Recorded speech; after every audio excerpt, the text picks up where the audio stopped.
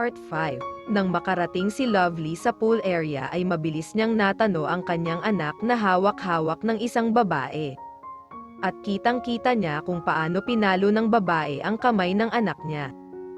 At hindi pa ito nakantento ay hinawakan pa ito sa braso ng mahigpit habang sinisigawan. Mabilis na lumapit ang dalaga dito para awatin ang nananakit sa kanyang anak. Nang makarating siya sa pwesto ng mga ito ay mabilis niyang hinayla ang kamay ng babae at niyakap ang kanyang anak. How dare you? How dare you hurt him? Duro niya sa babae at nang tingnan niya ito ay nagulat siyang si Sabrina ito. Dapat lang naman iyan sa batang iyan. Look at my dress. It is a mess already because of his stupidity. Wika pa nito habang nakataas ang kanyang mga kilay. Mabilis naman na tinakpa ni Lovely ang tenga ng kanyang anak para hindi marinig ang mga pinagsasabi ng babaeng nasa harap nila. Para lang sa damit ay nagagawa mong manakit ng bata. Anong klaseng babae ka? Of course. Ang mahal ng damit na ito tapos madudumihan lang. Kaya ibigay mo sa akin ang batang yan at nang maturuan ng leksyon. Kung bakit kasi pabaya ang mga magulang niyan at hinayaan ang anak nilang gumala sa party na ito. Bulalas pa ni Sabrina, nasaan din ang utak mo? Bata yan, natural na naglalaro. Ikaw matanda ka na pero gamong go yang utak mo. Pati bata pinapatulan mo. Sagot naman ni Lovely, natural party ito. Hindi playground ng mga batang katulad niya. Ang sabihin mo hindi napalaki ng maayos ng mga magulang kaya bastos. Wika naman ni Sabrina. Wala kang karapatan na questionin ang pagpapalaki ko sa anak ko. Dahil kung mayroon ditong bastos ay ikaw iyon at hindi siya. Kung tutuusin mas maganda pa ang asal ng anak ko kaysa sa iyo. Madiin na saad ni Lovely. Mapanuyang tumawa naman si Sabrina. Is this your son? No doubt. Kasing sama ng ugali mo. Siguro anak mo ito sa labas no. Sa bagay 5 taon kang nawala. Hindi malabong magkaroon ka ng anak sa iba. At ano, ipapaako mo kay Lawrence. Saan ka kumukuha ng kapal ng mukha mo? Ganyan ka na ba kadesperado para mag-isip ng kung ano-ano sa anak ko? Sa bagay ganyan talaga yung mga babaeng hindi pinili. Sabat ni Lovely. Kumpara naman sa'yo na disgrasyada at bumalik sa asawa para may tumayong ama sa anak niya. Ganti ni Sabrina. At hinayla bigla si Gab. At ikaw na bata ka sabihin mo dito sa nanay mo na umalis na kayo sa buhay ni Lawrence at hanapin niyo ang toto o mong ama. Isa kang anak sa labas. Sigaw nito sa bata kaya umiyak ulit ito habang hawak ang kanyang braso. At dahil sa gigil ni Lovely ay mabilis niyang sinampal si Sabrina. Ang kapal ng mukha mong babae ka para sabihan ng ganyan ang anak ko. Galit na sambit ni Lovely at pagkatapos ay hinawakan niya pa ang buhok nito at sinabunutan. Wala kang karapatan na saktan ang anak ko. Maya-maya pa ay naramdaman ni Lovely na may umaawat sa kanila at nakita niyang si Lawrence at Fred ito. What is happening here? Tanong ni Lawrence. Pati bahaman dito sa party ko, Sabrina, ay gagawa ka ng eskandalo. Wika naman ni Fred. Hindi ako mag-iskandalo dito, Fred. Yang babae na iyan at ang anak niya ang nagsimula. Sagot naman ni Sabrina at pagkaraan ng ilang segundo ay bumaling ito kay Lawrence. Masama talaga ang ugali niyang asawa mo, Lawrence. She tried to hurt me. Sinabihan ko lang naman siya na huwag niyang hahayaan na mag-isa ang anak niya dito at baka mapaano. Wika nito, napakasinungaling mong babae ka. Sigaw ni Lovely. Calm down asawa ko. Pigil ni Lawrence sa asawa. Don't make any lie in front of me, Sabrina. Rinig na rinig ko lahat ng sinabi mo lalo na sa anak ko. Madiin na sambit ni Lawrence. Halos manlaki naman ang mata ni Sabrina. Anak, he is not your son, Lawrence. Niloloko ka lang ng babaeng iyan. Bulalas nito. Pwede ba, Sabrina? Magpatingin ka na lang sa doktor. Baka kasi lumuwag na yang tornilyo dyan sa utak mo. Tanggapin mo na lang ang katotohanan. Wala kang alam sa nakaraan namin ni Lawrence kaya wala kang karapatan na tawaging bastardo ang anak ko. Wika ni Lovely. Huwag ka din magpanggap na babae ka. Huwag mong pinapaniwala si Lawrence na anak niya yan. Pamimilit pa rin si Sabrina. Stop it, Sabrina. Gab is my son. Hindi pa na-aksidente si Lovely ay buntis na siya. Kaya wala kang karapatan na sabihin na hindi ko anak ito. You don't know anything. So kaya manahimik ka. Galit na sigaw ni Lawrence.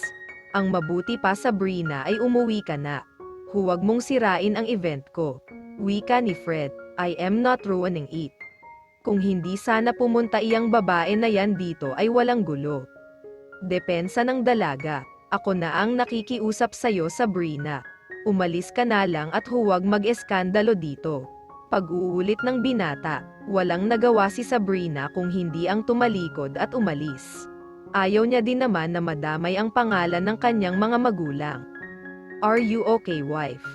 Tanong naman ni Lawrence sa asawa matapos na umalis si Sabrina. I am fine, hubby. Pero si Gab ang dumi na ng kanyang damit. Sambit ng dalaga. I will change his clothes. Meron naman siyang damit dun sa sasakyan. Sumama ka na kay Fred na bumalik sa table natin. Saad nito at kinarga na ang anak nila. Naiwan naman silang dalawa ni Fred sa pool area. Let's go back to our table, Lovely. Huwag mo na lang isipin ang nangyari. Wika ni Fred. Mauna ka na, Fred. Susundan ko lang si Sabrina at kakausapin. Wika ng dalaga at akmang aalis na ito nang pigilan siya ng binata. Are you out of your mind? Sa tingin mo papayag si Lawrence na kausapin mo ang babaeng yun? Baka mapahamak ka pa. Kita mo naman ang nangyari kanina, diba? Alam ko. Kaya nga kakausapin ko siya. Babae din ako, Fred, at alam kong nasasaktan lang siya. Promise babalik ako kaagad bago pa makabalik si Lawrence sa table natin. 10 minutes lang. Pamimilit nito. Bum-antong hininga naman ang binata. Be sure to come back after 10 minutes, Lovely. Dahil kapag wala ka pa ay sasabihin ko na kay Lawrence. Tumango naman ang dalaga at nagsimula ng maglakad para sundan si Sabrina. Lovely POV. Mabilis ang ginawa kong mga hakbang para maabutan ko si Sabrina. Ilang minuto pa ang lumipas bago ko siya makita na nakasandal sa gilid ng kanyang sasakyan. Agad ko siyang nilapitan kahit alam kong galit siya sa akin. Sabrina. Pagkuha ko sa kanyang atensyon dahil nakayuko lang ito. Nag-angat naman siya ng kanyang tingin. Anong ginagawa mo dito? Umalis ka na. Wika niya. I just want to talk to you. Wika ko. You want to talk to me? For what? Para ipamukha sa akin na isa akong talunan. Hindi ganon yun, Sabrina. Alam ko ang nararamdaman mo dahil babae din ako. Kahit na sabihin mong matapang ka sa harap namin ay alam kong nasasaktan ka. Wala ka nang pakialam sa kung anong nararamdaman ko. Hindi naman yan maibabalik sa akin si Lawrence. Pagmamatigas niya. Bum-antong hininga naman ako. You will find someone better, Sabrina. You are perfect at alam kong may magmamahal pa sa'yo. Nasasabi mo lang iyan dahil nasa'yo si Lawrence. Ano ba kasing meron sa iyo? All these years, I did everything for him. Hindi mo alam ang paghihirap ko para lang mapansin ni Lawrence. He is so miserable nang makilala ko dahil sa pagkamatay mo. Kahit na palagi niya akong tinataboy ay hindi ako nagpatinag. Ako ang nandyan, Lovely, noong mga panahon na wala ka. Pero kahit na ako ang nandyan ay ikaw pa rin ang hinahanap niya. Puno ng hinanakit na saad niya at nagsimula ng tumulo ang luha sa kanyang mga mata. Alam mo yung masakit, yung ako ang nandyan para sa kanya pero hindi niya man lang ako magawang pagtuunan ng pansin. Pero alam mo sobrang saya ko nang sinabi niyang bibigyan niya ako ng chance. Nasusubukan niya akong mahalin. Noong mga araw na iyon pakiramdam ko ay isa na ako sa masayang babae. Dahil sa wakas susubukan na akong mahalin ng isang Lawrence. Wika niya pa at tumawa pero ramdam mo yung sakit sa bawat salitang binibitawan niya. And he didn't fail. Ramdam at kita ko nga na sinusubukan niya. Unti-unti niya na akong pinapapasok sa puso at buhay niya. Everything went well. Until you came back, Lovely. Okay na sana kami. Okay na ang relasyon na meron kami. Pero sa isang iglap ay bigla itong nawala at nasira. And it's all because of you. Dagdag pa niya, Sabrina. I understand your pain. At hindi ko ginasto na masaktan ka o makasira. Pero intindihin mo din ako. Hindi ko kasalanan kung bakit kami nagkahiwalay ng 5 taon at hindi ko kasalanan na maaksidente ako. Wika ko. Iyon na nga, Lovely. Hindi mo kasalanan. Wala kang kasalanan. Alam kong wala akong laban dahil ikaw ang asawa. Sino lang ba ako, diba? Pero kahit na alam kung talo ako, pilit pa rin akong lumalaban at hindi mo din ako masisisi dahil nagmahal lang din ako. Alam kong mali dahil may asawa si Lawrence. Pero alam ko wala ka na. Tapos biglang gigising na lang ako na nandyan ka na. Bumalik ka na pala. Yung fairy tale na inaasahan ko ay hindi na mangyayari. Wala nang happy ending. Naiintindihan kita. Hindi mo kasalanan na mahalin ang asawa ko. Pero marami ka pang makikilala dyan. Ayaw kitang masaktan pero ayaw ko din mawalan ng ama ang anak ko. Sana maintindihan mo din ako. Isa akong ina at ayaw kong lumaki ang anak ko na walang ama at walang buong pamilya. Madiin naturan ko. Alam ko at intinding-intindi ko yun, Lovely. May anak kayo at hindi ako ganon ka-desperada para manayra ng pamilya ng iba. Nasasaktan ako kasi nagmahal ako. I don't want to be selfish pero minsan gusto kong tanungin kung bakit bumalik ka pa. Kung bakit nabuhay ka pa. Kasi kung hindi, sana masaya na ako at hindi ako nasasaktan ng ganito. Pero ano nga ba ang laban ko? Kahit nga nung akala namin ay patay ka na, nakikipagkompetensya pa din ako sa'yo. Ano pa kaya ngayon na buhay ka at may anak kayo? Hindi ko na masyado pang naintindihan ang ibang sinasabi ni Sabrina dahil bigla akong napahawak sa ulo ko nang magsimulang sumakit ito. Noong una ay konting sakit lang hanggang sa paakit na ito ng paakit. Halos pumikit na ako dahil pakiramdam ko ay parang binibiyak ang ulo ko. Nakita ko naman na napatigil si Sabrina sa pagsasalita at tumingin sa akin ng seryoso. Anong nangyayari sa iyo, Lovely? Tanong niya nang may pag-aalala. My head, Sabrina. Ang sakit. Yutal-yutal na saad ko. What? Anong nangyayari sa iyo? Mabilis siyang lumapit sa akin kaya napakapit ako sa kanya.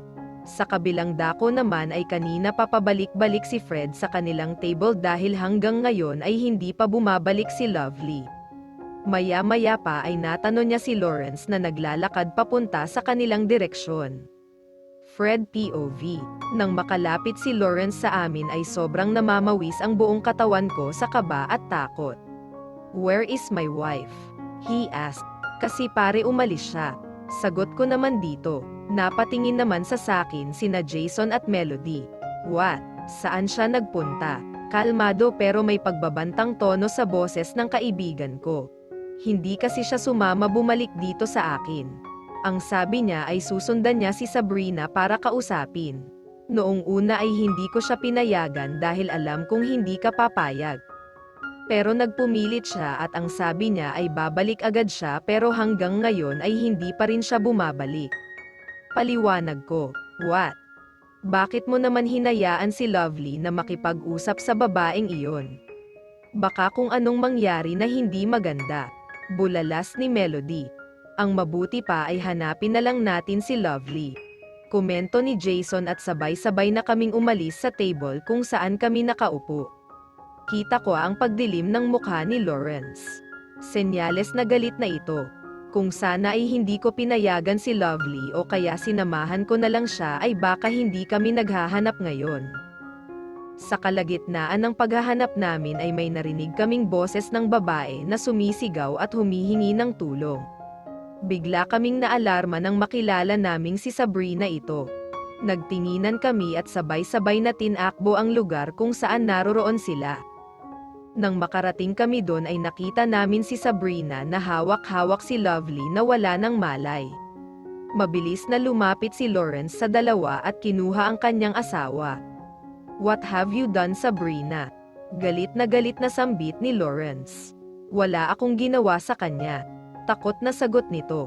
Oras na may mangyaring masama sa asawa ko ay simulan mo nang magtago, Sabrina. Huling bulalas ni Lawrence at mabilis na umalis habang karga ang kanyang asawa.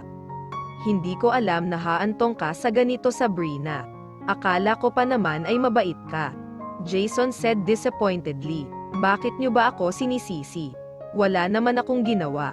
Wika ni Celine na umiiyak. Tigilan mo ang pagdadrama mong babae ka at baka masampal kita. Hindi magiging ganon si Lovely kung wala kang sinabi sa kanya na masama. Segunda naman ni Melody na halatang nagpipigil lang na sugurin si Sabrina. Simulan mo nang magdasal, Sabrina, dahil kapag napahamak si Lovely ay ikaw ang mananagot kay Lawrence. Wika ko at tumalikod na. Nakita ko pa ang pagsunod sa akin ng mga kaibigan ko. All we need to do now is to follow Lawrence in the hospital. Dahil tiyak akong dun niya diniretso si Lovely. Lawrence POV. Hindi ko alam kung ano ang mararamdaman ko ngayon habang nakikita ang asawa ko na walang malay. Mas binilisan ko pa ang pagmamaneho para makaabot kami agad sa hospital dahil baka mapaano si Lovely. Nang makita ko siyang walang malay ay bigla akong nakaramdam ng kaba at takot para sa asawa ko. Dahil hindi ko kakayanin kapag may nangyaring masama sa kanya. Hindi din nagtagal ay nakarating na kami sa hospital.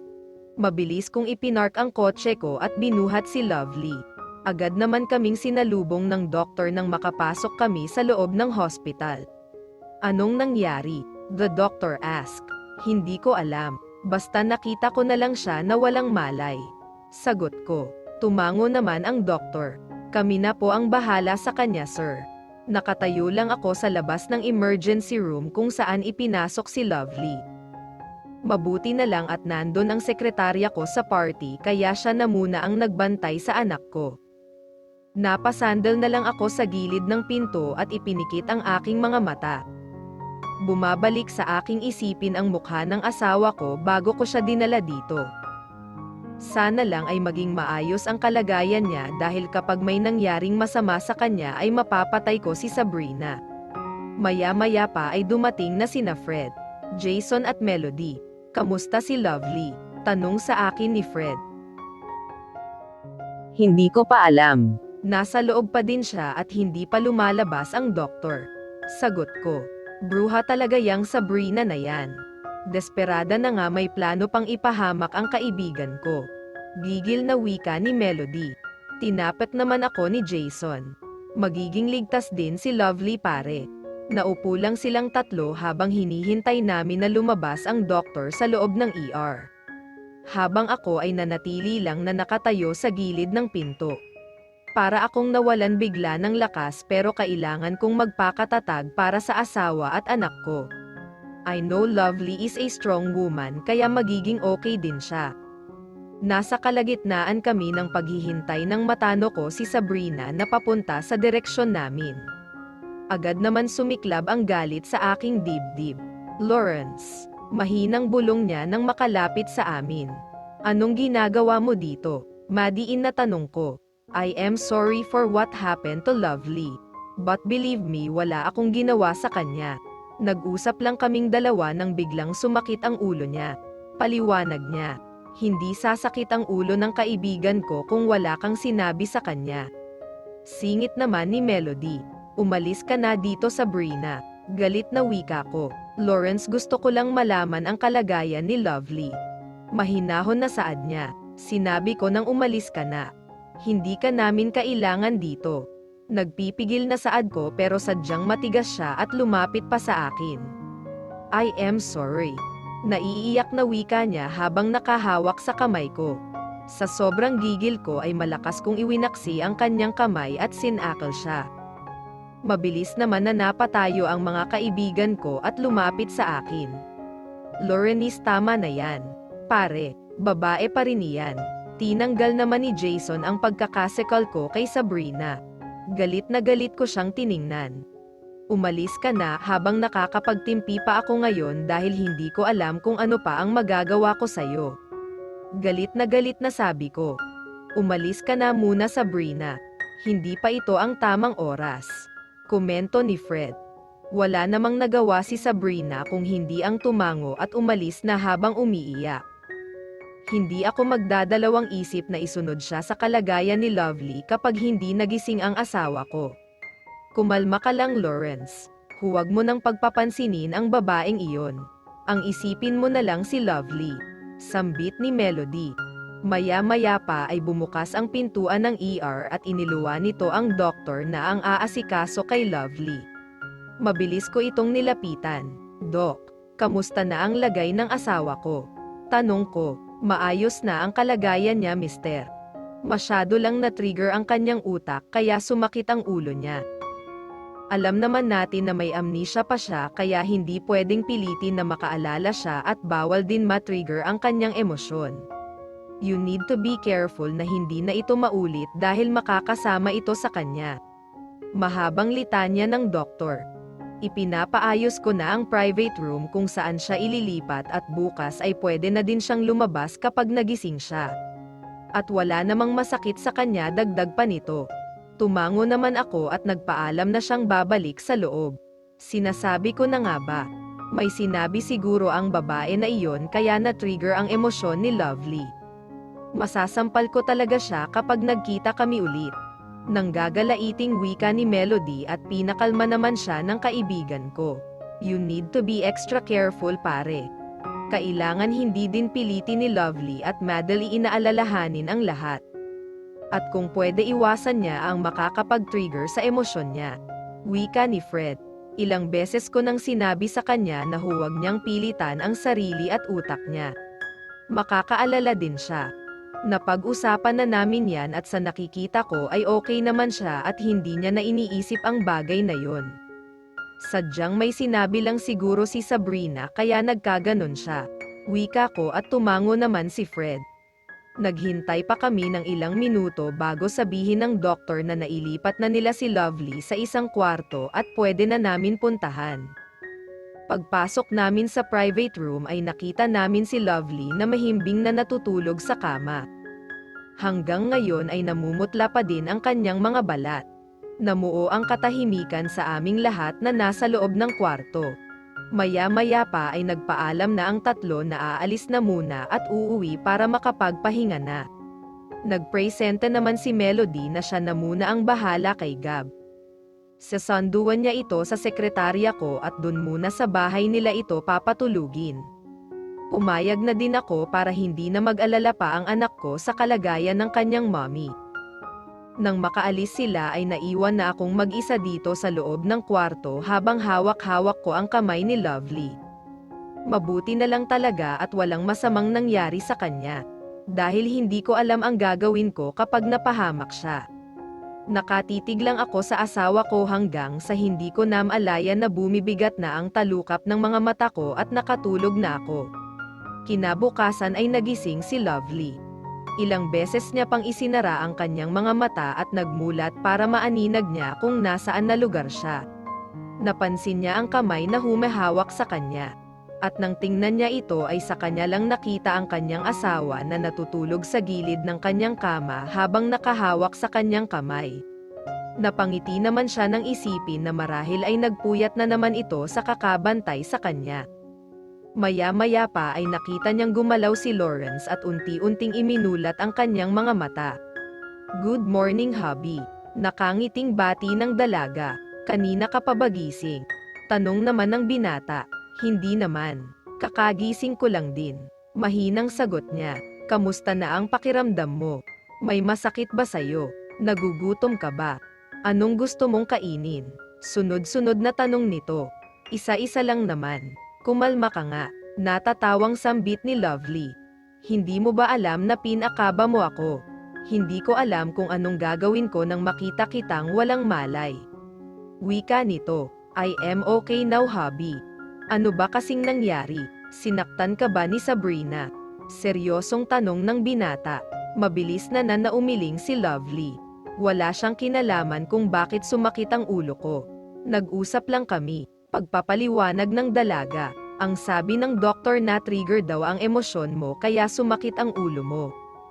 Hindi mangyayari iyon kung wala siyang sinabi sa'yo. Madiin na wika nito. Hayaan mo na, nagmahal lang din siya kaya naiintindihan ko siya. She expect that you will love her the way how she love you. She said. Sa una pa lang sinabi ko sa kanya na susubukan ko pero kapag hindi ko kinaya ay ititigil ko. She agree about it. Alam ko iyon pero syempre hindi naman mangyayari iyon kung hindi kami bumalik. Sana okay na ang relasyon na meron kayo. I feel guilty pero Gab needs you at hindi ko kaya na hindi iyon ibigay sa anak natin. Saad ni Lovely. Huwag mong sisihin ang sarili mo dahil wala kang kasalanan. Bumalik ka man o hindi wala din namang magbabago dahil kakausapin ko na din naman siya. Ayaw ko din umasa siya. Sadyang dinala mo ang puso ko simula nang mawala ka. Mabilis naman na hinampas ng dalaga ang braso ng kanyang asawa. Puro kakalokohan na lalaki ka. Nasaan pala si Gab? Tanong nito. Hiniram siya ni Melody. Baka mamaya isama niya iyon dito. Habang nag-uusap sila ay bumukas ang pinto at pumasok ang doktor kasama ang nurse. Susuriin ka lang namin misis para kapag maayos na ang lahat ay pwede ka nang makalabas. Wika ng doktor. Hindi din naman nagtagal ay nagpaalam din ang mga ito dahil maayos naman na ang kalagayan ng dalaga. Maya-maya pa ay nagbukas ulit ang pinto at iniluwa nito si Sabrina. Agad naman na napatayo si Lawrence habang nakakuyom ang kanyang kamao. Anong ginagawa mo dito, Sabrina? Alin sa hindi mo maintindihan sa sinabi ko ang huwag ka nang lalapit sa amin? Galit na wika ng binata. Ayaw ko ng away, Lawrence. Nandito lang ako para humingi ng sorry sa nangyari lalo na kay Lovely. Alam kong kasalanan ko kung bakit siya nandito. Nakayukong wika ni Sabrina. Buti naman at alam mo. Hinayla naman ni Lovely ang kanyang asawa para patigilin. Tama na yan, hubby. Sabrina is already sorry for what happened. She really needs to apologize. Nilagay niya sa kapahamakan ang buhay mo. Ayusin mo na lang muna yung bills natin. Mag-uusap lang kami ni Sabrina. Utos ng dalaga. What? No. Pagmamatigas ni Lawrence. Hubby, please. Sabrina will not cause any harm. Pakiusap nito. Wala akong gagawin na masama, Lawrence, pangako ko sa'yo. Ako na muna bahala kay Lovely habang inaayos mo yung mga bayarin dito. Mahinang sabi ni Sabrina. Noong una ay ayaw pang pumayag ni Lawrence. Pero kalaunan ay wala na rin siyang nagawa kung hindi ang lumabas ng pinandilitan siya ng kanyang asawa. Nang makalabas na si Lawrence ay naglakad papalapit sa dalaga si Sabrina. Kamusta na ang pakiramdam mo? Tanong nito. Ayos naman na at sabi ng doktor ay pwede na akong lumabas ngayong araw. Sagot naman ni Lovely. Sorry sa nangyari kagabi. Alam kong ako ang dahilan kung bakit sumakit ang ulo mo. Hindi ko kasi alam na may amnesia ka. Wala iyon. Ang importante ay maayos na ako. Hindi mo naman kasalanan ang nangyari sa akin. Sadyang hindi din natin alam na mangyayari yon sa akin. Lovely said. Kagabi na-realize ko kung gaano ka kamahal ni Lawrence simula noong makita niyang wala kang malay. Hanggang dito sa hospital. Kitang-kita ko ang galit sa mga mata niya na kulang na lang ay patayin niya ako. Lawrence will always be Lawrence. Natatawang sambit ng dalaga. At isa pa ay hindi na ako magiging hadlang sa pagmamahalan niyo. Ayaw ko naman maging kontrabida, no. Maganda ako tapos magiging kabet lang. Natatawang wika ni Sabrina. Nagkwentuhan pa sila ng mga bagay-bagay. Hanggang sa mapunta sila sa usapang love life. Hindi pa kasi bumabalik si Lawrence hanggang ngayon. You know what, Sabrina? Fred is single, right? Bakit hindi na lang kayo? Biro ni Lovely. Napairap naman ang dalaga pero kitang-kita ni Lovely ang saglit na pamumula ng mukha nito. Tigilan mo nga ako. Mas okay na yung minsan na naging karibal mo ako. Kung si Fred lang naman huwag na. I feel something fishy. Baka naman hindi talaga ang asawa ko ang gusto mo. Pang-aasar lalo ni Sabrina. Tigilan mo nga ako. Bakit pulang-pula yang mukha mo? Umamin ka nga sakin, Sabrina. Crush mo ba si Fred? Tanong ni Lovely. Fred is my ex. Pag-amin ni Sabrina. Hindi ko mapigilan ang hindi humagalpak ng tawa dahil sa pag-amin ni Sabrina. Ngayon ko lang nalaman na mag-ex pala silang dalawa. Lagot sa akin mamaya si Fred kapag pumunta siya dito, may bago na akong pang-asar sa kanya ngayon. Habang nag-aasaran sila ay bumukas ang pinto at pumasok na si Lawrence. Ang ingay niyong dalawa. Abot hanggang labas ang boses niyo. Boses ni Lawrence nakakapasok lang. Kasi hubby may revelasyon tong si Sabrina. Wika ni Lovely. Napakunot naman ang noo ng binata. Ano iyon? Chismoso ka na pala ngayon, Lawrence. Huwag kang magpapaniwala dyan sa asawa mo. Bulalas ni Sabrina. Kasi hubby nang matapos na kaming mag-usap. Sinabi ko na baka naman hindi talaga ikaw ang minahal niya. Tapos sabi ko bakit hindi na lang sila ni Fred, total single naman sila pareho. Natatawang sambit ni Lovely. Hindi naman nagsalita si Lawrence na animo ay may iniisip. Wait a minute. I remember now that Fred and Sabrina has a thing in the past. Biglang saad ni Lawrence. You are right, wife. Baka hindi naman talaga sa akin in love si Sabrina. Baka kay Fred pa rin hanggang ngayon. Dagdag nito. At napuno ang kwarto ng tawanan naming mag-asawa habang si Sabrina ay asar na asar. Lovely POV. Isang linggo na ang lumipas nang ma-hospital ako at hindi din naman ako nagtagal doon ay nakalabas din. Ngayon ay katatapos ko lang maglinis sa kwarto namin ni Lawrence at kung tatanungin nyo kung nakakaalala na ako, ang sagot ay oo. Kinabukasan nang makauwi kami dito sa bahay ay bigla na naman sumakit ang ulo ko at maraming nag-flash na mga imahe at alaala sa isipan ko. Noong una ay gusto pa sana akong dalhin ni Lawrence sa doktor pero pinigilan ko siya. Habang nagtutupi ako ng kumot namin ay biglang may pumulupot sa aking baywang at kahit na hindi ko natingnan ay alam ko na kung sino ito. Bakit hindi ka pa umaalis? Tanghali na, sabi ko dito. Maaga pa naman at ang alam ko wala namang oras ang pasok ko. Sagot nito, mga rason mo din. Hindi porket ikaw ang boss ay papasok ka lang kung kailan mo gusto. Sermon ko dito, ang mahalaga pumasok at hindi umabsent, diba? Kailan daw uuwi si Gab? Tanong nito sa akin. Baka sa susunod na araw pa yon. Mukhang ayaw pakawalan nila mommy. Natatawang sambit ko. Hindi namin ngayon kasama ang anak namin dahil nasa puder ito ng mga magulang ni Lawrence. Noong malaman nila na buhay kami ay biglang umuwi ang mga ito. Kinabukasan ay nagulat na lang kami ay dumating nga sila. Nagtagal din sila dito ng isang buong araw at pagkatapos nun ay hiniram na nila ang anak namin at hanggang ngayon ay hindi pa nila inuuwi ito. Alam na din nila ang nangyari sa akin at kahit sila ay hindi makapaniwala na magagawa iyon sa akin ng mga magulang ko. Anong iniisip mo? Kanina pa ako nagsasalita dito pero hindi ka nakikinig. Biglang wika ni Lawrence sa akin na nakapagpabalik sa wisyo ko. Naalala ko lang yung gabi na nalaman nila mommy na buhay ako. Sagot ko naman dito. Maya-maya pa ay natapos na din ako sa pag-aayos ng kama namin at saktong tapos na din sa pagbihis ang asawa ko. Aalis na ako, wife. I'll call you later, he said. Mag-iingat ka sa pagdadrive. Habilin ko dito. Hinatid ko pa siya sa labas ng gate namin at nang makasiguro kung nakaalis na siya ay bumalik na ako sa loob ng bahay.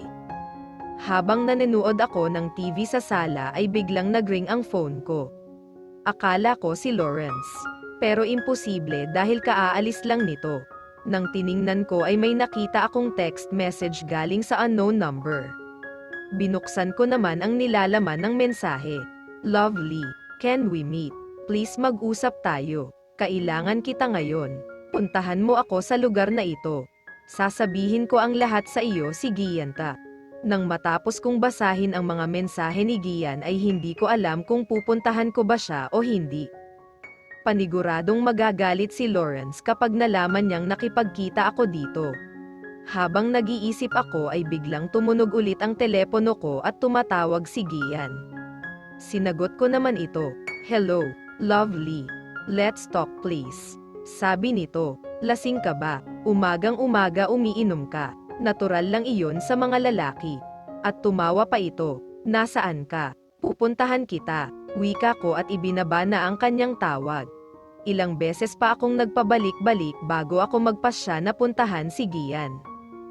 Hindi ko na siguro ipapaalam kay Lawrence dahil hindi din naman ako magtatagal at uuwi din agad. Mabilis akong naligo at nagbihis para makaalis ako kaagad. Hindi ko alam kung bakit naglasing itong si Gian. Nang makatapos na akong mag-ayos ay kinuha ko na ang wallet ko at lumabas na ng bahay. Naglakad pa ako papalabas ng subdivision dahil wala akong makitang taxi. Mabuti na lang at habang naglalakad ako ay may biglang dumaan na taxi sa gilid ko kaya pinara ko ito at sumakay na.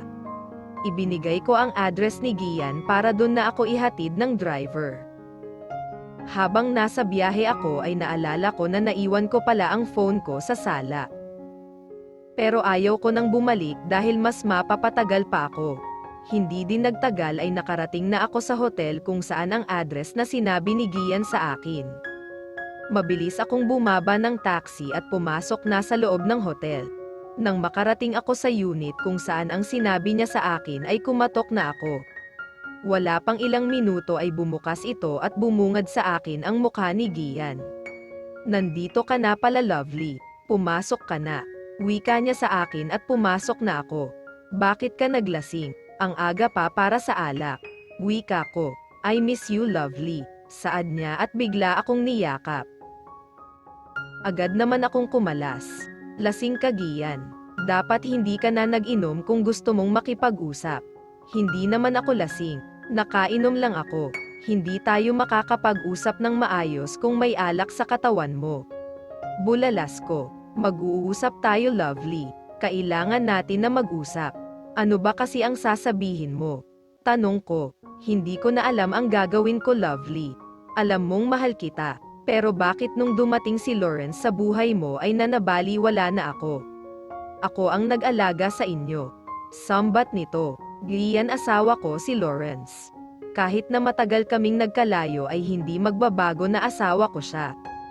Alam kong marami ka nang nagawa para sa aming mag-ina at na-appreciate ko iyon. Hindi ko binibalewala ang lahat ng tulong na naibigay mo sa amin. Mahal ka namin, Gian, pero bilang kaibigan lang." Paliwanag ko sa kanya. "Asawa mo lang siya, Lovely. Pwede naman kayong sumama sa akin ni Gab. Pwede tayong umalis at magpakalayo-layo. Baka nakakalimutan mo iniwan niya kayo." Pilit nito. Umiling naman ako. Alam mong matagal ko nang hinahanap pa ang ama ni Gab. At alam natin pareho na hindi kami iniwan ni Lawrence. Nanlaki naman ang kanyang mga mata. "What do you mean? Alam ko na ang lahat, Gian. At isa pa, nakakaalala na ako. Kaya mananatili kami kasama siya na asawa ko at ama ng anak ko." Sambit ko. Hindi pwede, Lovely. Hindi ako makakapayag." Bulalas niya at nagulat na lang ako nang bigla siyang lumapit sa akin at hinalikan ako. Pilit akong pumipiglas sa kanya. Ngunit masyado siyang malakas sa akin. "Gian, please don't do this to me." Pagmamakaawa ko. Pero parang wala itong naririnig at patuloy lang sa paghalik sa akin. Napasigaw ako nang bigla niyang sinira ang damit ko. Hindi ko na mapigilan ang hindi mapaiyak. "I can't believe that Gian can do this thing to me." Iyak nang iyak lang ako dahil kahit anong pagpupumiglas ko ay hindi ko magawang makaalis.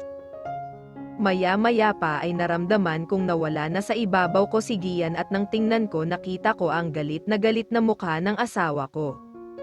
Ilang beses niyang sinuntok si Gian hanggang sa hindi na ito makatayo pa. "Hayop ka. Wala kang karapatan para bastyusan ang asawa ko. Ipapakulong kita." Galit na wika ni Lawrence. Mabilis ko namang nilapitan si Lawrence dahil baka mapatay niya pa si Gian nang wala sa oras. "Hubby, stop it already, please. Umuwi na tayo." Pakiusap ko sa kanya. Napantingin naman ito sa akin at hinubad ang kanyang suot na suot at ibinalot ito sa akin. Pagkatapos ay binuhat na ako nito palabas sa hotel. Lawrence POV. Nang makalabas kami ng hotel ay mabilis kong isinakay si Lovely sa sasakyan. "Are you okay? Hindi ka ba sinaktan ng gago na iyon?" Seryosong tanong ko sa asawa ko. Umiling naman ito. "Hindi niya ako sinaktan. Salamat at dumating ka." Wika niya. "Paano na lang kung hindi ko nakita ang phone mo? Wala kang planong sabihin sa akin na makikipagkita ka sa lalaking iyon. Paano kung nahuli ako ng dating ED, nagahasa ka na?" Galit na wika ko. Yumuko naman ito. "I didn't know na magagawa niya yun sa akin." Ang sabi niya may sasabihin lang siya at hindi ko na sinabi sa'yo para hindi na magkaroon ng problema. At isa pa baka hindi ka pumayag. Sa tingin mo ganyan ako. Mas magagalit ako Lovely dahil sa hindi mo pagsasabi sa akin. Hindi mo ba naisip iyon? Inis na saad ko. Hindi ko maiwasan ang hindi siya pagtaasan ng boses. Walang problema sa akin kung aalis siya ng bahay dahil nakakaalala na naman siya. Ang hindi ko lang nagustuhan ay ang pagtatago niya sa akin na nakipagkita siya sa lalaking yun. Look what happened to you. You trust too much. Dagdag ko pa, hindi naman na siya nagsalita at nanatiling nakayuko lang. Hindi ko makontrol ang emosyon ko ngayon dahil sa nangyari. Masyado akong kinabahan nang mabasa ko ang text sa phone niya. At tama nga ako, walang magandang gagawin ang lalaking iyon sa asawa ko.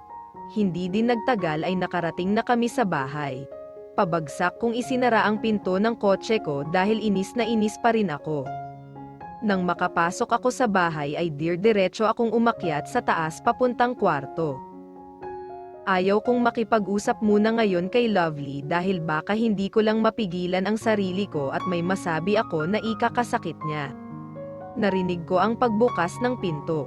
Hobby, sambit niya sa pangalan ko. Not now please Lovely, bigyan mo muna ako ng oras. Ayoko na mag-away tayo. Wika ko.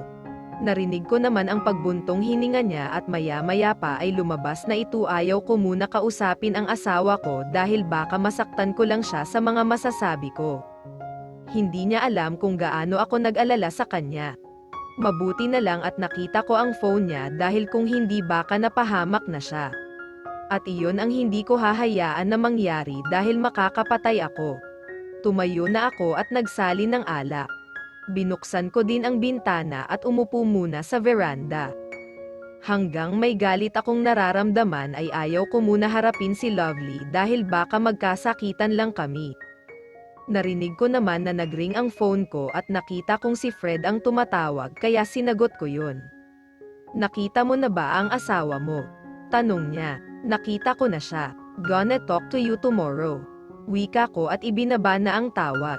Lovely POV. Lumabas muna ako ng kwarto namin dahil alam kong galit sa akin ang asawa ko. Hindi ko naman siya masisisi dahil alam kong kasalanan ko. Hindi ko lubos maisip na magagawa sa akin ni Gian ang bagay na ito. Alam kong mahal niya kami ng anak ko. Pero hindi ko akalain na aabot kami sa puntong kaya niyang pagtangkaan ang buhay ko. Mas lalo tuloy akong nawala ng tiwala sa kanya at alam ko na mas maghihigpit pa si Lawrence dahil sa nangyari. Pumunta na lang ako sa kusina para maghanap ng makakain at nang makakita na ako ay dumiretso na ako sa sofa at doon naupo at kumain. Manonood na lang muna ako ng K-drama. Siguro naman ay tulog na maya-maya ang asawa ko pag pumasok ako ng kwarto. Nasa kalagitnaan ako ng pagkain ng maalala kung tawagan si Melody para makausap ko din ang anak ko. Hello, bungad nito sa akin pagkasagot ng tawag. Gising pa ba si Gab? Tanong ko. Yep, ito naglalaro pa ng PSP. Wait, tawagin ko lang. Narinig ko naman ang pagtawag niya sa anak ko.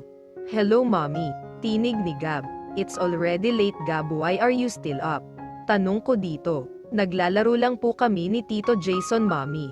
Nasaan po si daddy? Natulog na si daddy anak. Kasi masyadong napagod sa work. Pagsisinungaling ko. Nag-usap pa kami ng ilang minuto bago niya binalik kay Melody ang phone. Hindi din naman nagtagal ang pag-uusap naming magkaibigan dahil inaantok na ito. Inubos ko lang ang kinakain ko at nagpapalipas ng oras bago bumalik sa kwarto. Ayaw ko kasing maabyute na gising pa si Lawrence. Pagkatapos kong kumain ay inilagay ko muna ito sa kusina at hinungasan na din. Pagkatapos ay bumalik na ako sa pinapanood ko. Hanggang sa hindi ko na namalayan na unti-unti na akong nakatulog. Lawrence POV. Nakatulog na ako at nagising lang ako dahil nakaramdam ako ng uhaw. Nakita kong wala pa sa tabi ko si Lovely kaya lumabas na ako. Dumiretso muna ako sa kusina at kumuha ng tubig para uminom. Pagkatapos ay napansin kong nakabukas pa ang TV sa sala kaya nagpunta ako dun para patayin nang makita ko na nandun ang asawa ko at nahihimbing ang tulog. Mukhang nakatulog na ito sa panonood ng TV. Ang akala ko ay sa kwarto ito ni Gab natulog. Yun pala ay nandito siya. Dahan-dahan ko naman siyang binuhat at dinala sa kwarto. Kahit naman na magkaaway kamo ay hindi ko naman hahayaan dun ang asawa ko. Inilapag ko siya sa kama at kinumutan. Naupo ako sa tabi niya habang inaayos ang ilang bibla ng kanyang buhok na nakatikip sa kanyang mukha. I am sorry asawa ko kung nasigawan kita kanina. Masyado lang akong ang alala dahil sa nangyari at sana sa susunod ay matuto ka na. Hindi lahat ay pwedeng pagkatiwalaan kahit pakakilala mo. Mahinang sambit ko at saka siya hinalikan sa pisngi. Pagkatapos ay tumayo na ako at lumipat sa kabilang side para mahiga sa tabi niya. Hindi ako agad nakatulog kahit pa nakahiga na ako. Bigla na naman pumasok sa isip ko ang mukha ni Gian. Dahil sa ginawa niya ay sisiguraduhin ko na hindi niya na malalapitan si Lovely at ang anak ko. Gian POV. Nagising ako ng masakit ang ulo ko at naalala ko ang nangyari kagabi sa pagitan namin ni Lovely na labis kong ikinasisi.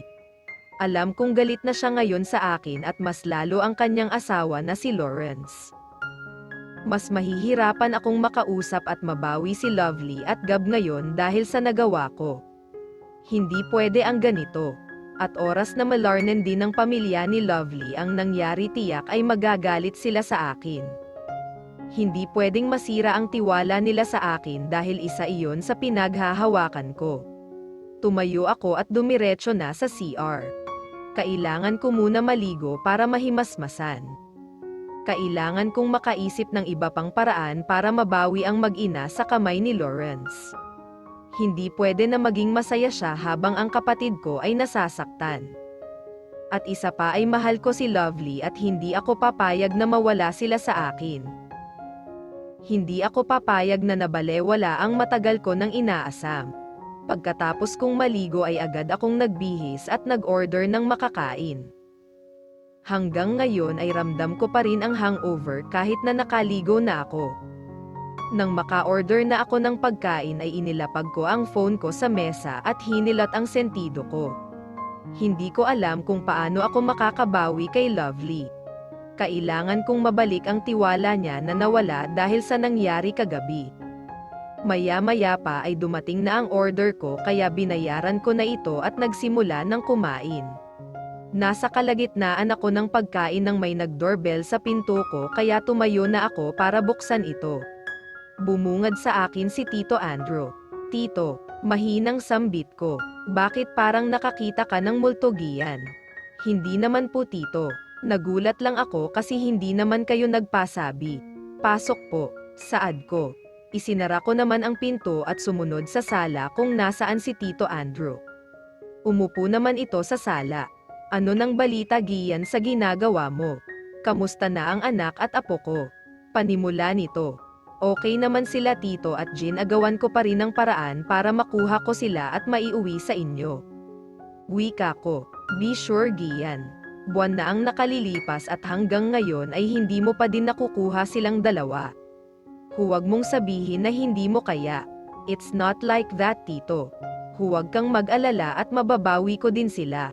Dumaan lang ako dito, dagdag pa nito. Saka lang ako nakahinga ng malalim nang makaalis na si Tito. Mas lalong sumakit ang ulo ko dahil sa pag-isip ng ibang plano. Kailangan ko muna sigurong magpalamig hanggang sa makaisip na ako ng magandang plano kapag nakipagkita ulit kay Lovely. I need to gain her trust again. Lovely POV. 3 araw na ang nakalipas simula nang mangyari ang sa pagitan namin ni Gian at hanggang ngayon ay hindi pa din ako pinapansin ni Lawrence. Mukhang galit pa rin ito sa akin. Ilang beses ko nang sinubukan na kausapin siya pero umiiwas lang ito. And as for Gian ay hindi na ito ulit pa nagpararndern. Marahil ay nahihiya sa kanyang nagawa. Pero hanggang ngayon ay hindi pa din ako makapaniwala na magagawa niya sa akin ang bagay na iyon. Alam kong mataas ang respeto niya sa akin sa ilang taon na magkasama kami. Marahil ay nadala lang siya ng kalasinggan pero hindi pa rin magbabago na muntik niya na akong magahasa. Mommy, nabalik lang ako sa wisyo nang marinig ko ang boses ni Gab. What is it baby? Tanong ko. Sumimangot naman ito. Kanina pa kita kinakausap pero hindi ka naman sumasagot. Nakangusen wika niya. Sorry baby, may inisip lang kasi ako. Ano nga ulit ang sinasabi mo? I said nandito sina Tita Melody at Tito Jason. Sagot niya. Sabay naman kaming bumaba ng anak ko. Hindi ko alam kung bakit nandito ang dalawang yan gayong alam ko naman na may trabaho si Jason. Pagbaba namin ay naabutan ko ang dalawa na seryosong nag-uusap. Anong ginagawa niyo ditong dalawa? Tanong ko sa kanila nang makalapit ako. Bumisita lang kami. Sagot naman ni Melody. Si Jason. Ang pagkakaalam ko ay may pasok iyan sa kumpanya niya. Hindi ako pumasok ngayon Lovely. Nag-overtime kasi ako kagabi at isa pa kaya kami nandito ay para ipagpolem si Gab. Isasama sana namin. Wika naman ni Jason. O sige ba? Paliliguan ko na lang muna siya at bibihisan. Saad ko. Ngunit nakita kong tumayo si Jayaon. Ako na ang mag-aasikaso sa kanya. Wika niya at umakyat na sila ng anak ko. Napatingin narnan ako kay Melody. Ikaw babae, kailan mo balak bigyan ng anak si Jason? Mukha kasing gusto na. Pagbibiro ko naman. Sige ka, baka mamaya makahanap pa ng iba iyan. Pang-aasar ko pa. Tinaasa niya naman ako ng kilay. Hindi kawalan sa akin kapag pinagpalit niya ako. Sa Diyosa kung ito ay hindi ako maghahabol sa kanya. Wika niya. Hindi ko mapigilan ang hindi mapahagalpak sa tawa. Ang sarap talagang pikanin nitong kaibigan ko kahit kailan. Maiba ako. Kamusta na kayo ng asawa mo? Tanong nito. Nawala naman ang ngiti sa labi ko. Ayon ganun pa rin. I tried to talk to him pero hindi pa din ako kinakausap. Pag-amin ko, hindi mo naman kasi siya masisisi best. Masyado siyang nag-alala sa iyo at isa pa siguro ay sumama ang loob niya kasi hindi mo sinabi sa kanya na may balak kang makipagkita sa lalaking yun. Tingnan mo na nan ang nangyari sa iyo. Paano na lang kung hindi niya nakita ang phone mo at hindi niya nalaman kung nasaan ka idi napahamak ka na. Napabuntog hininga naman ako. Alam ko naman iyon. Kaya nga ako na ang nagpapakumbaba. Kaso yun nga wala din. Hayaan mo muna na lumanig ang ulo niya. Kakausapin ka din yun. Maya-maya pa ay bumaba na si Jason kasama ang anak ko at hindi na din nagtagal ay nagpaalam na sila na aalis. Lovely POV. Nang makaalis sila Jason at Melody ay naiwan akong mag-isa dahil isinama nila ang anak ko. Nakapag-isip-isip ako na dadalhan ko na lang si Lawrence ng lunch bilang peace offering. Ayaw ko naman na magtagal ang hindi namin pagkakaunawaan dahil lang kay Gian. Kaya ako na ang gagawa ng paraan para magkaayos kami dahil ako naman talaga ang may kasalanan. Niluto ko ang paborito niyang pagkain at tinawagan ko din ang kanyang sekretarya. At tinanong kung may schedule na meeting si Lawrence. At ang sabi niya ay wala naman. Sinabihan ko din siya na huwag nang ibili ng lunch ang boss niya dahil ako na ang magdadala nito. Huwag niya lang ipaalan dito. Nang makaayos na ako ay kinuha ko na ang inihanda kong pagkain at umalis na sa bahay. Saktong makalabas ako ay may dumaan na taxi kaya pinara ko na ito at sumakay papuntang kumpanya ng asawa ko. Pagdating ko doon ay diretso na ako na pumasok dahil kilala naman na ako halos lahat ng empleyado doon. Nang nakarating ako sa labas ng opisina ni Lawrence ay binati ako ng kanyang sekretarya. Good morning Miss Lovely. Ngumiti naman ako sa kanya. Good morning din. Nandyan ba ang boss mo? Tanong ko. Nandyan po ma'am. Mukhang hindi nakakuha sa inyo ng morning kiss dahil kanina pa mainit ang kanyang ulo. Pagbibiro nito. Siraulo ka talaga kahit kailan. Wika ko. Totoo nga ma'am. Halos ilang araw ng ganyan si sir. Pagpupumilit niya pa. Hindi ko naman maiwasan ang matawa dahil sa sinabi niya. Maya-maya pa ay nagpaalam na ako at pumasok na sa loob.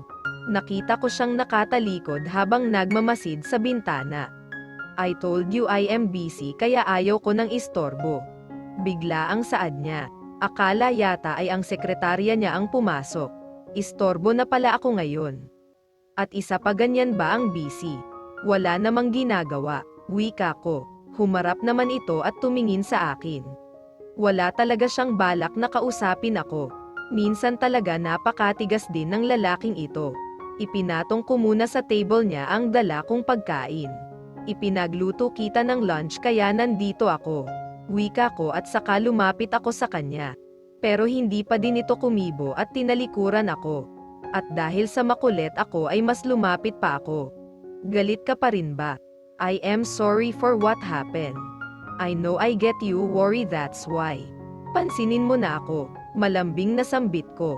Bumantong hininga naman ito at humarap ulit sa akin. Masisisi mo ba ako kung bakit hindi kita kinakausap? I know you are sorry pero hindi ko pa rin maiwasan na hindi magtampo sa iyo dahil hindi mo man lang sinabi sa akin. Bigla ka na lang aalis at makikipagkita sa lalaking iyon. Hindi na nam kita pagbabawalan kung may pag-uusapan kayo. Pero sana pinaalam mo pa rin sa akin. Tingnan mo yang nangyari, muntik ka nang mapamahamak. Mahabang litanya niya. Alam ko naman iyon at alam ko na kasalanan ko talaga kaya galit ka sa akin. Kaya nga nandito na ako para makipagbati. Hindi naman kasi pwedeng ganito na lang tayo. Wika ko. Don't make me worry again, lovely. Please. Ayaw ko nang maulit pa ang nangyari. Hindi ko kayang may mangyari sa iyo. Seryosong sabi niya. Tumango naman ako. Halika na kumain ka na. Niluto ko ang paborito mo. Wika ko at hinayla siya sa kanyang maliit na sofa at pinaupo.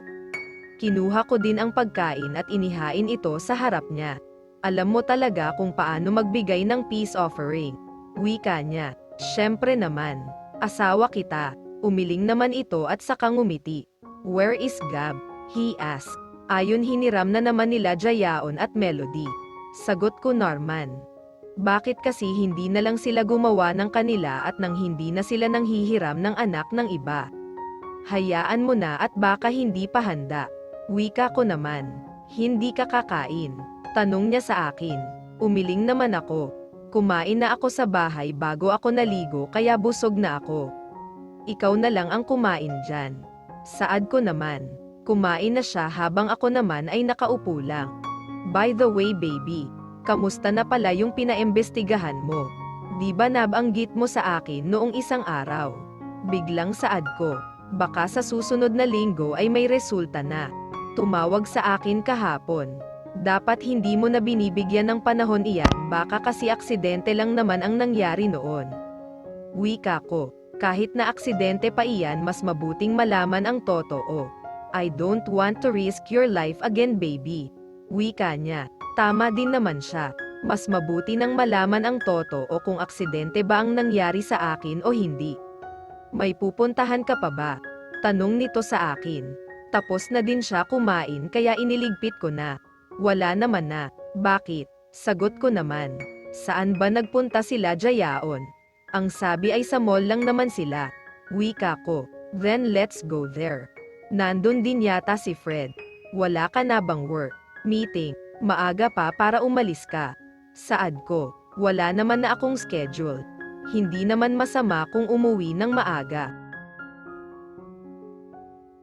Alam mo talaga kung paano magbigay ng peace offering. Wika niya. Syempre naman. Asawa kita. Umiling naman ito at saka ngumiti. Where is Gab? He asked. Ayon hiniram na naman nila Jason at Melody. Sagot ko Norman. Bakit kasi hindi na lang sila gumawa ng kanila at nang hindi na sila nanghihiram ng anak ng iba? Hayaan mo na at baka hindi pa handa. Wika ko naman. Hindi ka kakain. Tanong niya sa akin. Umiling naman ako. Kumain na ako sa bahay bago ako naligo kaya busog na ako. Ikaw na lang ang kumain dyan. Saad ko naman. Kumain na siya habang ako naman ay nakaupo lang. By the way baby, kamusta na pala yung pinaimbestigahan mo? Di ba nabanggit mo sa akin noong isang araw? Biglang saad ko. Baka sa susunod na linggo ay may resulta na. Tumawag sa akin kahapon. Dapat hindi mo na binibigyan ng panahon iyan baka kasi aksidente lang naman ang nangyari noon. Wika ko. Kahit na aksidente pa iyan, mas mabuting malaman ang totoo. I don't want to risk your life again, baby. Wika niya. Tama din naman siya. Mas mabuti nang malaman ang totoo kung aksidente ba ang nangyari sa akin o hindi. May pupuntahan ka pa ba? Tanong nito sa akin. Tapos na din siya kumain kaya iniligpit ko na. Wala naman na. Bakit? Sagot ko naman. Saan ba nagpunta sila, Jason? Ang sabi ay sa mall lang naman sila. Wika ko. Then let's go there. Nandun din yata si Fred. Wala ka na bang work? Meeting? Maaga pa para umalis ka. Saad ko. Wala naman na akong schedule. Hindi naman masama kung umuwi ng maaga. I am still the boss. Ang hangin mo. Wika ko at tumawa lang siya. Nang mailigpit ko na ang dala ko ay hinubad niya na din ang suot niyang suit at sabay na kaming lumabas ng kanyang opisina. May hinibilin lang siya sa sekretarya niya. Dumiretso na kami sa kanyang kotse. Pagkasakay ko ay kinuha ko na ang phone ko at nagpadala ng mensahe kay Melody para itanong kung nasaan sila at pupunta kami. Nasa seafood restaurant daw sila ngayon at kasama nila si Fred dahil nakita nila ito sa mall kasama si Sabrina. Wika ko sa asawa ko. Tumango naman ito at nag-drive na. Hindi naman matagal ang naging biyahe namin dahil hindi naman kalayuan ang mall sa kumpanya ni Lawrence kaya nakarating din kami agad. Pinuntahan namin ang mga kaibigan namin kung saan na restaurant ang sinabi ni Melody. Nang makapasok na kami doon ay nakita agad namin sila. Kinawayan pa kami ni Melody. Mabilis na lumapit kami sa kanila at umupo kaming dalawa sa tabi ng anak namin. Mukhang nakompleto tayo ngayon. Wika ni Jason. Oo nga, ano bang meron? Segunda ko naman. Oo nga, anong meron, Fred at Sabrina? Pangangantsaw naman ni Melody sa dalawa. Bigla narnan na mula si Sabrina kaya yumuko naman ito. Mukhang may sasabihin kayo sa amin. May kailangan ba tayong i-celebrate? Tanong naman ni Lawrence. Napakamot naman sa kanyang batok si Fred habang nakatingin sa amin na naghihintay sa kung ano ang sasabihin nila. Huwag ka na mahiya sa amin, Sabrina. Kung ano man ang nangyari sa atin ay kalimutan na. Kami na ulit. Nahihiyang sambit ni Sabrina. Hindi naman na kami nagulat dahil mag-ex naman din silang dalawa at wala naman masama kung magkabalikan man sila. I knew it. Sabi na nga ba, mukhang hindi talaga si Lawrence ang mahal mo. Wika ni Melody. Well, siguro. Pero kahit papaano ay naging totoo naman ang feelings ko kay Lawrence. Siguro mas lamang lang talaga sa pasaway na ito at bumalik lang noong mag-cruise ang landas namin ulit. Paliwanag ni Sabrina, ang sabihin mo mahal mo talaga ako. Kahit pa na nagkagusto ka kay Lawrence ay hindi pa din nawawala ang feelings mo sa akin. Wika naman ni Fred, hoy ang kapal ng mukha mo. Papansin ka kasi, akala mo naman ay sisirain ko pa din ang relasyon ng dalawa kaya mo ako binabantayan. Wika ni Sabrina at hinampas si Fred. Hindi naman namin mapigilan ang hindi matawa dahil sa sinabi ni Sabrina. Totoo yun dahil hindi niya hinahayaan dati si Sabrina na makalapit pa sa amin. Pero wala na iyon ngayon dahil alam naman namin na okay at masaya na kaming lahat. Lovely POV. Isang buwan na ang nakalipas at naging maayos na ulit ang buhay namin. Wala nang giyan na gumugulo pa sa akin at wala din akong naririnig na balita sa mga magulang ko.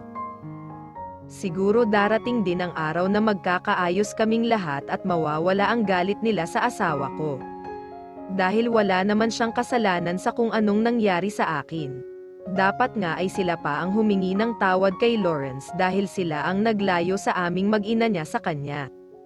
At pinaniwala kaming iniwan at inabando na kami kahit ang totoo ay hindi naman pala. At nagdusa din ang asawa ko sa pag-aakalang patay na kami. Ang lalim yata ng iniisip mo. Nagulat na lang ako sa biglang pagsasalita ni Lawrence sa tabi ko. Hindi ko man lang naramdaman na gising na pala ito. Gising ka na pala. Hindi ko napansin. Halata nga at hindi mo naramdaman na bumangon na ako. Ano ba kasi yang iniisip mo? Natatawang saad niya. Agad ko naman siyang hinampas. Baliw ka. Iniisip ko lang kung kailan kaya namin ulit makakausap sina mommy at daddy. Pag-amin ko, Antong hininga naman siya. Pwede mo naman silang makausap kung gusto mo. Ang inaalala ko lang baka hindi ka na nila pauwiin. I know, iyan din ang inisip ko. Siguro ay kapag lumabas na lang ang resulta ng pinaimbestigahan mo para naman hindi ka na nila sisihin sa nangyari na hindi mo naman kasalanan. Sagot ko naman. Handa naman akong harapin sila dahil alam ko naman na hindi ako naging pabaya kagaya ng sinabi ni Papa. Pero hindi ako papayag na kunin nila kayo ni Gab sa akin. Magkamatayan man, hindi naman kami papayag na mawalay pa sayo. Ikaw na ang pamilya namin ni Gab kaya dapat lang ay magkasama tayo. Wika ko, tumayo ka na dyan at mag-ayos. Baka nakakalimutan mo na may pupuntahan kayo ni Fred. Dagdag ko pa, fast forward. Kanina pa nakaalis si Lawrence dahil may titingnan sila ni Fred. Hindi ko na tinanong kung ano iyon dahil marahil ay tungkol na naman iyan sa business. Kasama ko ngayon ang anak ko at nandito lang kami sa pool area dahil nag-swimming siya. Samantalang ako ay nagbabasa lang ng libro. Habang nagbabasa ako ay tumunog ang phone ko na nasa mesa kaya kinuha ko ito. Hindi ko alam kung sino ang tumatawag dahil hindi naka-register ang number nito. Lovely, boses sa kabilang linya. Kumunat naman ako noo ko. Sino ito? Tanong ko. Sige yan ito. Please huwag mong ibaba. Pakiusap niya. Anong kailangan mo?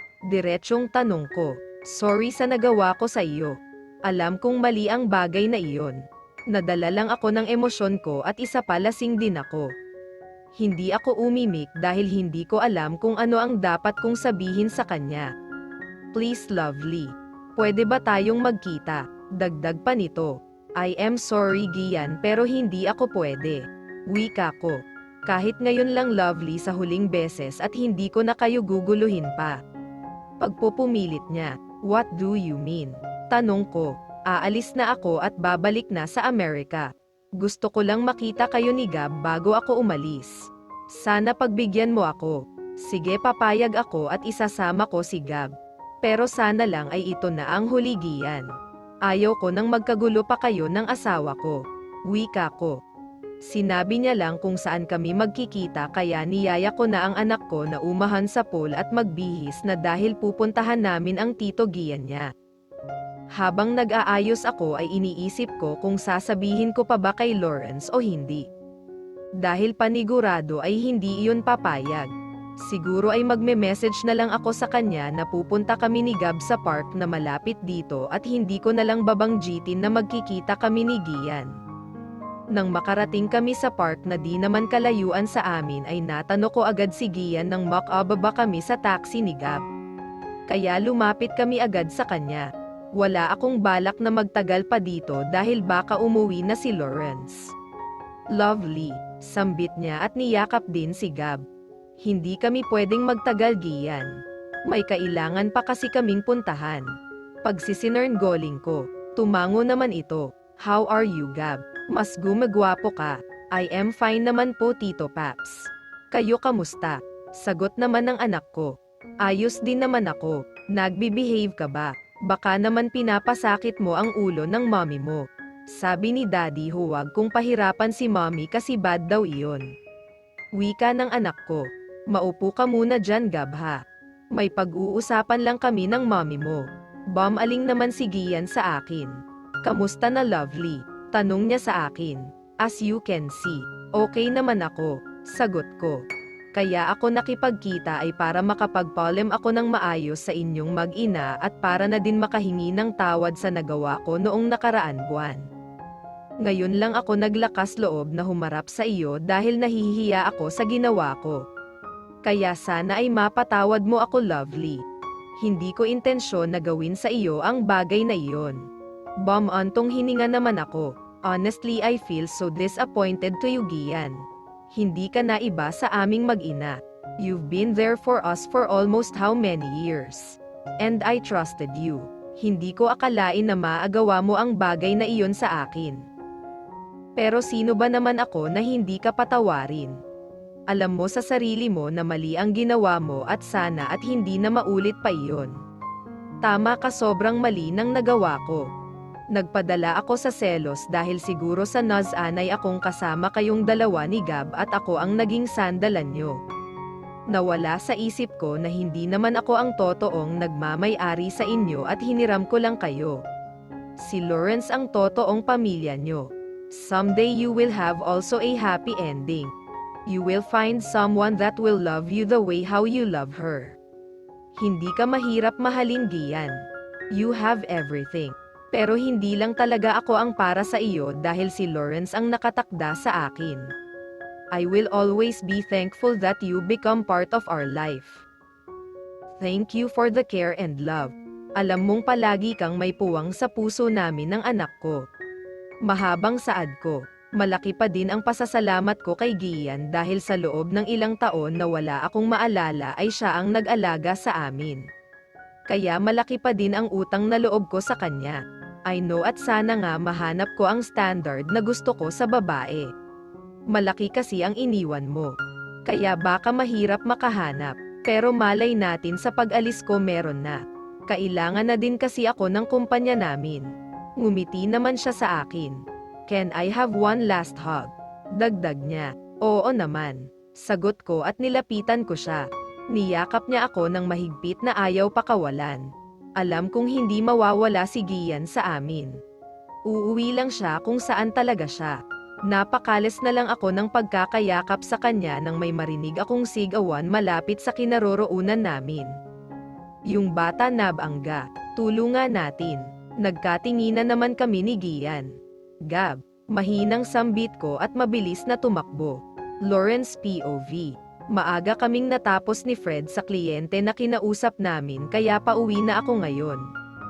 Natanggap ko ang mensahe ni Lovely kanina na pupunta sila sa park ni Gab kaya nagpasya akong dun na lang dumiretso para sunduin sila.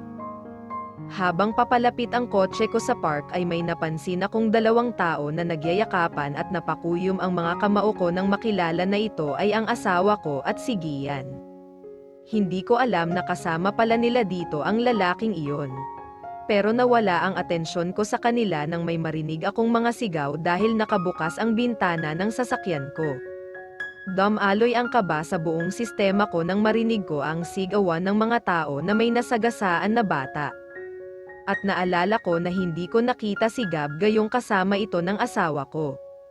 Mabilis akong bumaba ng kotse at lumapit kung saan madaming tao. Nakipagsiksikan ako doon at halos manghina ako nang makita ang anak kong puro dugo.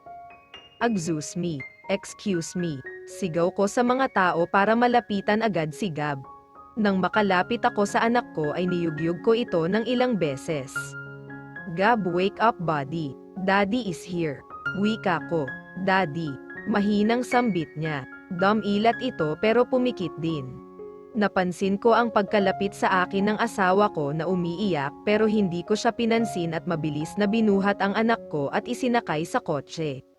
Mas mahalaga ngayon na madala ko agad sa hospital si Gab. Mabilis akong nagmaneho at hindi ko na inalintana ang mga sasakyan na nakakasalubong ko. Puro takot lang ang bumabalot sa buong sistema ko ngayon. Lalo na at nanganganib ang buhay ng anak ko at iyon ay dahil sa kapabayaan ng asawa ko. Pagdating namin sa hospital ay mabilis kaming dinaluhan ng doktor at inisikaso si Gab. Ipinasok siya sa ER habang ako ay naiwan sa labas. Maya-maya pa ay nakita ko ang asawa ko na palapit sa kinaroroonan ko kasunod nito si Gian. Kaya nag-init na naman ang ulo ko. Lawrence, nasaan si Gab? Tanong ni Lovely pero hindi ko siya sinagot. Bagkus ay tiningnan ko ng masama ng lalaking nasa likuran niya. Anong ginagawa mo dito? Madiin na wika ko. Ayaw ko ng gulo, Lawrence. Nandito lang ako para malaman ang kalagayan ni Gab. Sagot naman ni Gian. Hindi ba't kayo ng asawa ko ang dahilan kung bakit nandito ang anak ko? Hindi ko kailangan ng concern mo. Umalis ka na kung ayaw mong ipakaladkad kita palabas. Seryosong saad ko. Pagmamatigas niya naman. Mas ikakabuti ng pamilya ko ang wala ka dito. Nagtitimpi kong wika. Pumagit na naman sa amin as Lovely. Please huwag kayong mag-away dito. Grian, sige na umalis ka na muna. Ako na ang nakikiusap sa iyo. Wika ng asawa ko.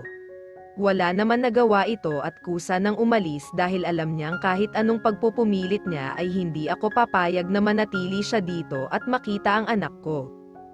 Nang makaalis si Gian ay tumalikod na din ako at bumalik sa pwesto kung nasaan ako kanina. Ilang beses akong sinubukan na kausapin ni Lovely pero wala akong lakas ng loob para harapin siya. Maya-maya pa ay lumabas na ang doktor. Kaya sinalubong ko ito. Doc, kamusta ang anak ko? Tanong ko. He's okay na Mr. Lawrence. Medyo marami lang dugo ang nawala sa kanya kaya kailangan namin siyang salinan ng dugo. Kailangan niya lang magpahinga dahil mukhang nabugbog ang katawan niya sanhi ng pagkakabanggo sa kanya ng sasakyan. Meron din siyang mga fractures. Sagot nito. Nakahinga naman ako ng maluwag dahil sa narinig ko. Majay, gising din ba siya agad? Tanong ko ulit. Siguro mga ilang araw pa siya bago magising. Kailangan niya ng sapat na lakas pero wala na kayong dapat ikabahala dahil ligtas na siya. Nagpasalamat naman ako sa doktor at nagpaalam na din ito na babalik ulit sa loob at aayusin din ang kwarto na paglilipatan nila kay Gab. Ilang minuto lang ang hinintay namin at saka sinabihan kami ng doktor na pwede na namin puntahan si Gab. Pagpasok ko pa lang sa kwarto ay halos manlumo na ako nang makita ang kalagayan ng anak ko. May benda siya sa ulo. May mga gasgas at may mga nakakabit sa kanya. Hindi ko na naisin na makitang ganito si Gab. Nakita mo na ang nangyari sa anak natin dahil sa kapabayaan mo. Saad ko kay Lovely na nakatayo lang sa gilid ko. Lawrence, I am sorry. Humihikbing saad niya. Sorry. Paraan saan, Lovely? Para sa nangyari kay Gab o para sa makikipagkita at makikipaglandian mo kay Gian? Alin dun? Wika ko.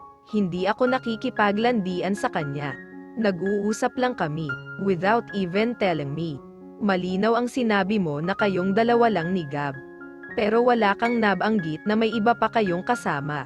At anong sabi mo? Hindi ka nakikipag-usap sa lalaking iyon, ha? Madiin na saad ko. Kanina pa ako nagtitimpi dahil ayaw ko na masaktan ko ang asawa ko dahil sa galit ko sa kanya. Hinawakan niya ako sa braso. Lawrence, please pakinggan mo naman ako. Mabilis kong iwinaksi ang pagkakahawak niya sa akin. Para saan pa? I've seen enough, Lovely. Ilang beses mo ba akong paglilihiman? Ganyan ka ba katigas at hindi mo magawang sundin ang sinasabi ko? Katie ka ba na makita ang Gian na iyon? Idi sana hindi na lang kita niligtas sa kamay niya kung gusto mo din pala. Sigaw ko sa kanya. Nagulat na lang ako nang mabilis na dumapo ang palad niya sa pisngi ko. Alam mo ba ang sinasabi mo? Ganyan ba talaga ang tingin mo sa akin? Napapatol ako sa ibang lalaki gayong may asawa na ako. Umiiyak na wika niya. Bakit hindi ba? Dahan-dahan akong naglakad palapit sa kanya. Paano mo ipapaliwanag sa akin ang nakita ko? Na mas pinili mo pang makipagyakapan sa ibang lalaki in public place kaya nasagasaan si Gab, di ba? Anong tawag mo sa'yo? Seryosong wika ko. I can't believe you, Lawrence. Asawa mo ako pero kung makapagsalita ka parang ibang tao ako. Hindi ko ginasto ang nangyari sa anak natin. Alam mo kung gaano ko kayo kamahal. Hindi ko naman mapigilan ang hindi mapasuntok sa pader. Mahal, sigaw ko. Halos maluha na ako sa gigil. Lawrence, please calm down. Stop. Huwag mo akong hahawakan, Lovely. Please lang. Pakiusap ko na pilit kinakalma ang sarili ko. Maya-maya pa ay nagbukas ang pinto at iniluwa nito ang mga kaibigan namin na bakas sa mga mukha nila ang pag-aalala.